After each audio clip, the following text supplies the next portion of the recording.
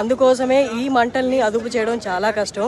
అందుకే పోలీసులు మీడియా అని చెప్పినా లోపల పంపించడానికి సంకోచిస్తున్నారు. ఎందుకంటే చాలా రిస్కీ ప్లేస్. ఎప్పుడు ఏది చిన్న రాపిడి మొదలైనా మళ్ళీ ఇక్కడ మంటలు చెలరేగే ఆస్కారం చాలా ఉంది. ఎందుకంటే యాజ్ ఏ సెడ్ ఇది హైలీ ఇన్ఫ్లేమబుల్ ప్లేస్. అండ్ ఇంకొకటి, మీరు అక్కడ ఒక పెద్ద చెట్టు మీకు మాడిపోయి కాలిపోయినట్టు కనిపిస్తుంది కదా, ఈ చెట్టు నేను వచ్చినప్పుడు 11 o'clock అయింది టైము. 10:50కి వచ్చాను. 10:50కి కూడా మండుతూ ఉందన్నమాట ఈ చెట్టు. నేను వచ్చినప్పుడు కూడా దీనికి నీళ్లు కొట్టారు, అది ఆర్పేశారు. మళ్ళీ మంటలు, అంటే ఇక్కడ ఇంకా సమ్మర్ అయిపోలేదు, అహ్మదాబాద్లో వేడిగాలులు వస్తూనే ఉన్నాయి. ఆ వేడిగాలులకి మళ్ళీ మొదలయ్యి మళ్ళీ అంటుకుంటున్నాయి అనమాట.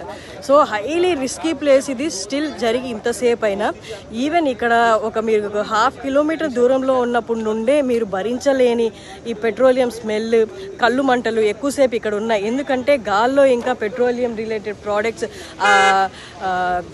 ఘాటు ఏదైతే ఉందో ఇంకా ఇక్కడ ఈ గాల్లో ఉందన్నమాట.